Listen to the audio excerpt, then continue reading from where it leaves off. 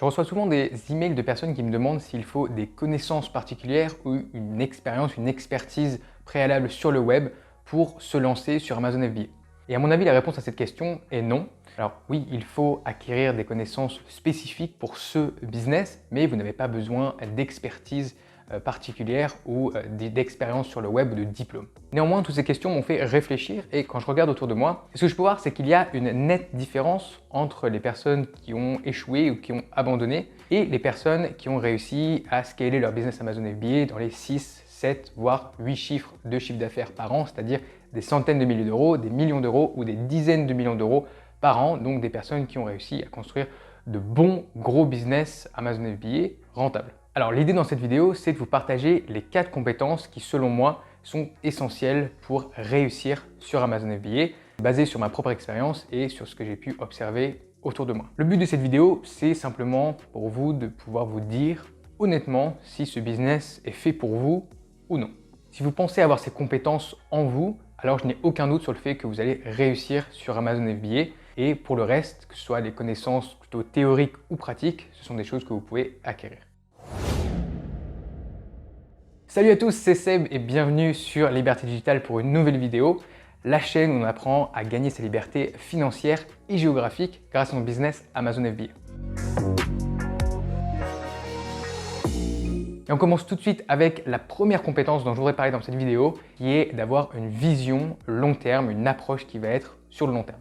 À mon avis, c'est vraiment très important parce que ça va être votre approche, ça va être votre vision quand vous allez rentrer sur ce business. Et c'est important de ne pas vouloir tout de suite. Je blague pas, il y a certaines personnes qui me contactent et qui me disent « Seb, je veux me lancer sur Amazon FBA, par contre voilà, j'ai des objectifs ambitieux, je veux faire 10 000 euros de profit par mois en 3 mois et puis je veux quitter mon job ».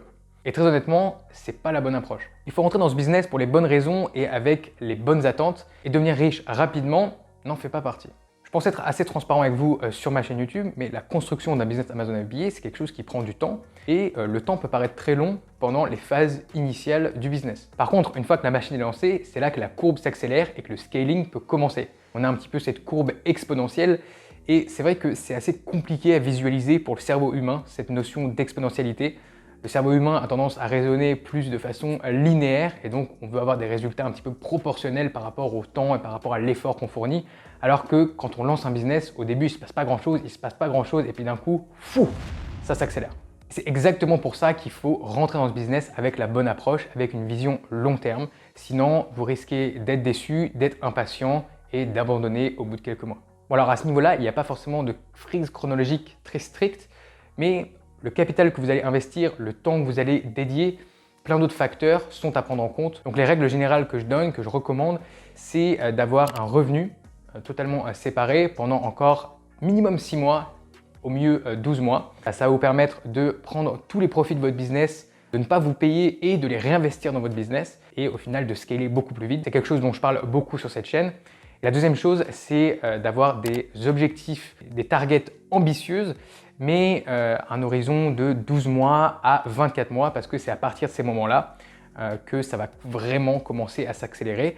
Ça va dépendre des personnes, ça va dépendre des business, ça va dépendre de plein de choses. Ça peut être un petit peu plus rapide, mais en général, voilà, si vous avez ce genre d'attente, vous n'allez pas être déçu. Donc pour moi, avoir de la patience, de la persévérance, ce sont vraiment des compétences essentielles et c'est la clé pour réussir sur le long terme sur Amazon FBA. Alors la deuxième compétence, ça va être d'avoir un sens aigu des priorités et de savoir prendre des décisions. Je les ai mis ensemble parce qu'à mon avis, elles sont assez liées comme compétences. J'ai affaire à beaucoup de monde en coaching ou dans ma formation ou alors juste des gens autour de moi qui ont ce genre de business. Et ce que je vois, c'est qu'il y a beaucoup trop de gens qui vont gamberger, qui vont perdre du temps sur vraiment des petits détails et au final, leur projet n'avance pas. Je vais vous donner quelques exemples pour que ce soit clair. Vous allez peut-être vous reconnaître là-dedans et le prenez pas mal, c'est normal, mais c'est quelque chose qu'il faut travailler. Premier exemple, ça va être par exemple le choix d'une structure légale. Il y a certaines personnes qui vont passer plusieurs semaines, plusieurs mois à se poser des questions existentielles sur le type de structure à utiliser. Et pendant ce temps-là, rien ne se passe. Le business n'avance pas, le projet est totalement à l'arrêt et ces personnes-là ont l'impression d'être actives, ont l'impression de faire quelque chose parce qu'elles y pensent, parce que oh là là, est-ce que je me mets en SASU, est-ce que je vais en offshore, Bref, au final, c'est ce genre de décision qui certes sont importantes, mais il faut essayer d'aller au plus vite pour faire avancer le projet. Un deuxième exemple, ça va être le choix du marché. Donc là, on a tout encore une fois, et il y a des gens qui vont passer beaucoup trop de temps là-dessus. Il y a des gens qui s'interrogent vraiment et qui se posent beaucoup de questions sur est-ce que je dois me lancer aux États-Unis? Est-ce que je dois me lancer en Europe? Si je me lance en Europe, est-ce que je me lance en France? Est-ce que je me lance en Allemagne?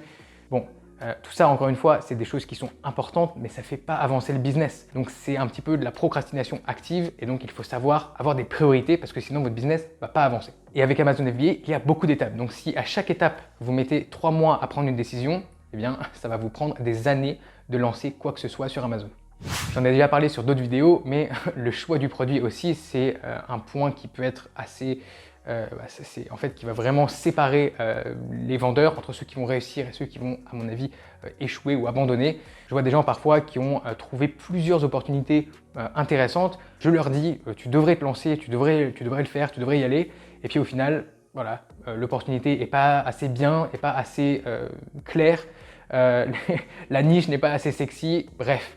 Analyse, suranalyse, encore une fois, le projet n'avance pas, c'est le même résultat. Donc tous ces éléments sont importants, mais il faut savoir prioriser ces éléments et aller à l'essentiel. Qu'est-ce qui va faire une réelle différence? Qu'est-ce qui va faire avancer votre projet? Si vous n'avez pas la capacité de segmenter justement ces différentes tâches, vous allez être complètement paralysé. Donc là-dessus, j'utilise la méthode du 80-20, la loi de Pareto, c'est-à-dire que 80% de vos résultats vont venir de 20% de vos actions. C'est un petit peu comme ça que ça se passe aussi avec Amazon FBA, c'est-à-dire qu'il faut se concentrer sur les 20% des actions qui vont avoir les 80% de votre résultat. Donc c'est bien d'être minutieux dans les détails, c'est bien d'avoir, de vouloir tout faire parfaitement, mais parfois il faut savoir aussi juste se concentrer sur ce qui va vraiment impacter votre business et ça c'est ultra important. La troisième compétence, c'est d'être ingénieux et débrouillard. Alors, on est d'accord, je pense que ça peut s'appliquer à bien d'autres projets qu'Amazon FBA. C'est sans doute pour tous les types de projets, pour les types de business. Il va falloir avoir ces compétences-là, sinon vous n'allez pas vous en sortir. Il ne faut pas être dans cet état d'esprit où, quand il y a un problème, vous restez bloqué, vous attendez la solution, vous attendez que quelqu'un vienne vous débloquer à votre place. Donc par exemple, si vous avez du mal à utiliser Excel ou Google Sheets, eh bien, sur YouTube, sur Internet, il y a des centaines, des milliers de tutoriels gratuits qui vont vous apprendre largement ce dont vous avez besoin pour gérer votre business. Donc ça ne doit pas être une excuse, vous ne devez pas attendre que quelqu'un vienne gérer votre business pour vous. Vous ne pouvez pas non plus gérer votre business sans Excel, c'est impossible, mais ça ne doit pas être quelque chose qui doit vous bloquer. Donc c'est ça que je veux dire par débrouillard, c'est il ne faut pas rester assis et attendre que ça tombe, il faut se bouger un petit peu et aller chercher l'information. Même chose si vous ne parlez pas anglais, c'est pas grave, mais il ne faut pas que ce soit un blocage, il ne faut pas que ce soit une source d'excuses. Il y a des gens sous prétexte qu'ils ne parlent pas anglais, ils n'ont pas trop envie d'aller sourcer par exemple en Chine parce qu'il va falloir parler anglais avec les fournisseurs, eh bien ils se disent non, moi en fait je veux sourcer en France, comme ça je pourrais parler français avec les fournisseurs. Au final, bon, c'est quelque chose qui est envisageable, mais c'est une grosse restriction que vous mettez sur votre business dès le départ. Tout ça pourquoi? Parce que vous ne voulez pas trouver de solution à votre problème. Si vous avez du mal avec l'anglais, cherchez sur Internet les meilleurs outils qui vont vous permettre de communiquer efficacement avec vos fournisseurs.